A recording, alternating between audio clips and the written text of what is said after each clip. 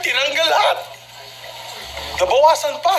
Yung iya ako, kaya di ba nakita mo yung speech ko sa floor, dun sa picture taking sa BICAM, di ko nga pinirmahan natin. I walked out of the BICAM.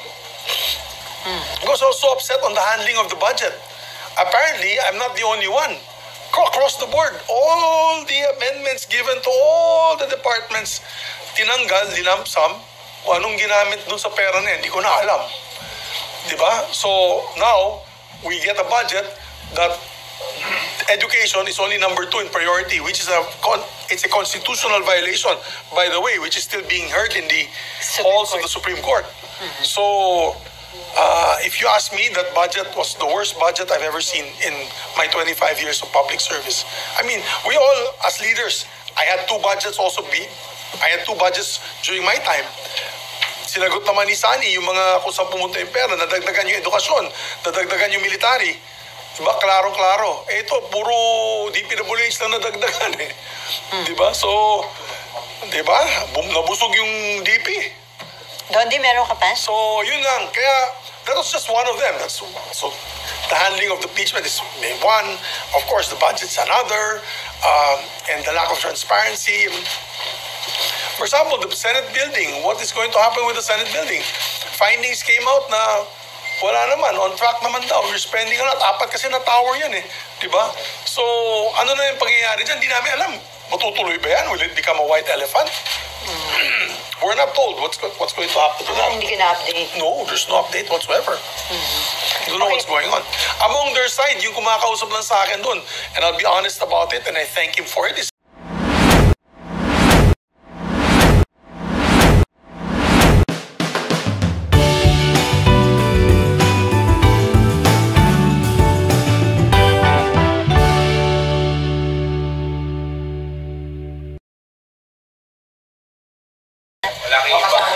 alam mo, naawa nga ako kay Senator Risa. Naawa talaga ako sa kanya.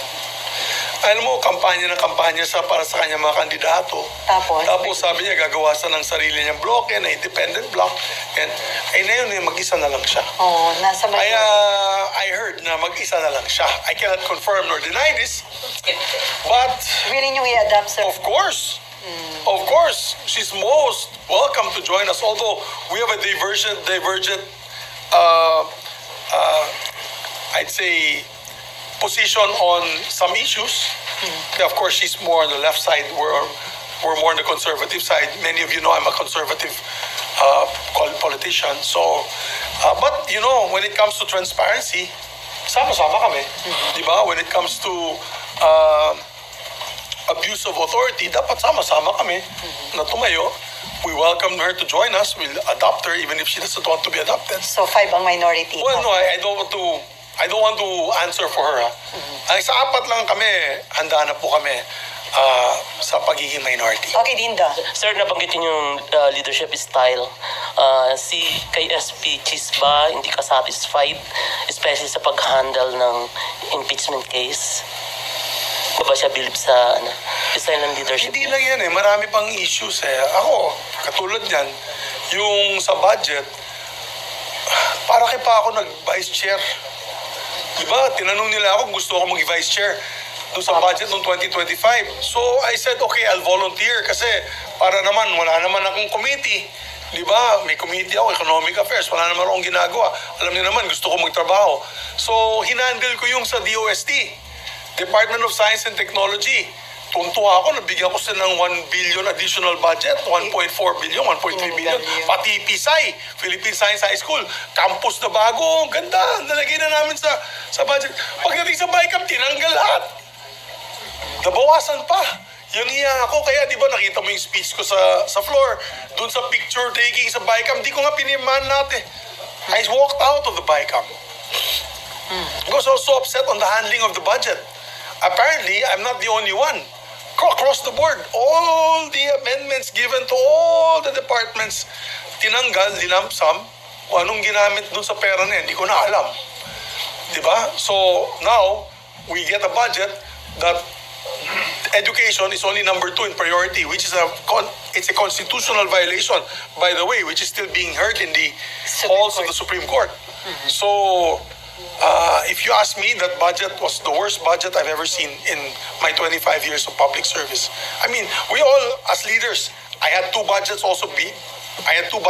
during my time. Sinagot naman ni Sani yung mga kung saan pumunta yung pera, nadagdagan yung edukasyon, nadagdagan yung military. Diba? Klaro-klaro. Eh ito, puro DPWH lang nadagdagan eh. Diba? So, diba? Nabusog yung DP. Dondi, meron ka pa? So, yun lang. Kaya, that was just one of them. So, the handling of the impeachment is one. Of course, the budget's another. And the lack of transparency. For example, the Senate building. What is going to happen with the Senate building? Findings came out na wala naman. On track naman daw. We're spending a lot. 4 kasi na tower yan eh. Diba? So, ano na yung pangyayari dyan? Di namin alam. Matutuloy ba yan? Will it become a white elephant? We're not told what's going to happen to that. Hindi ka na-update. No, there's no update whatsoever. I don't know what's going on. Among their side, yung kumakausap lang sa akin doon, and I'll be honest about it, and I thank him for it, is Senator Alan Peter Cayetano. Senator Cayetano is the only one lumalapit sa amin. Nakakausap kami, yung ano bang mga problema na pwedeng maayos. Kasi accounts chair siya, di ba? So, I have to thank Senator Cayetano. At least he reaches out to us. Me, Senator Lauren, and Nancy, who's now mayor of Makati. So, yes, I see that the leadership is lacking. We need some sort of, if not, then we're ready to be in the minority. Okay, may Ann Camille and then from Rappler. Sir, does it sadden you na kung sino pa yung mga veterano, experience gaya ninyo, kayo pa yung hindi mag-lead sa 20th Congress? Kumbaga, pwede nga minority talaga kayo. Yeah, actually, it saddens me because, alam mo, yung chairmanship kasi na yun, parang binibigay sa mga not so qualified members of the Senate sa aking pananaw.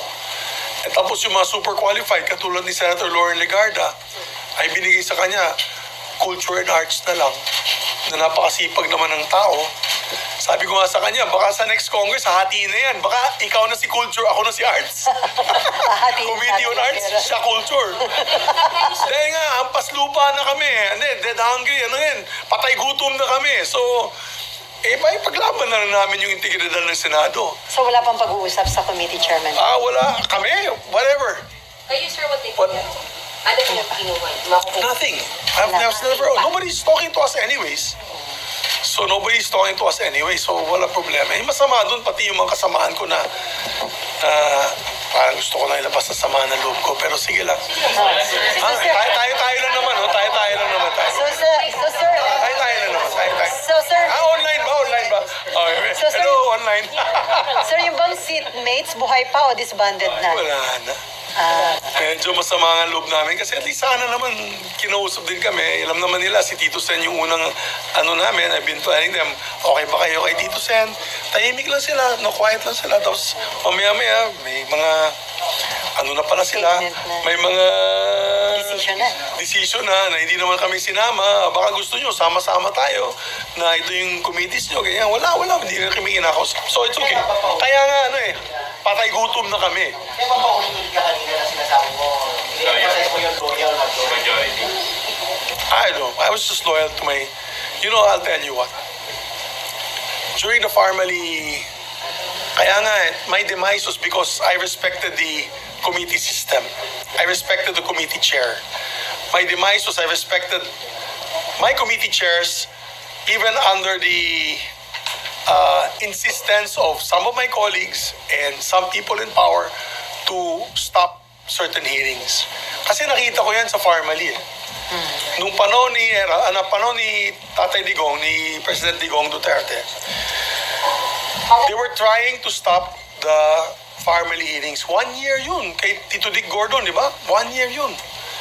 And it came to a point that there was almost a coup attempt against Tito Soto at that time. I was approached, I will no longer mention who approached me, and asked if I was interested to take over his position. I said no. That's for the record. I said no. At dahil I said no, nanatili din yung grupo namin sa sa seatmates block, wala silang magagawa. Di ba? So, tuloy-tuloy yung hearing noon. So wala na seatmate, sir, ngayon? Wala na? Hindi pa buwag ba? Huwag na. Well, hindi ko sabihin buhag, pero syempre, Nag-iisa ka na lang ba sa seat? kami ni Lauren, Sila ni Lord. kami ni Lauren. Tatantuan ba, sir? Sir, isa na lang. Sir, Meron kaming grupo, sa grupo sa aking aking Viber, may Viber group ako, Slap Soil Seatmates.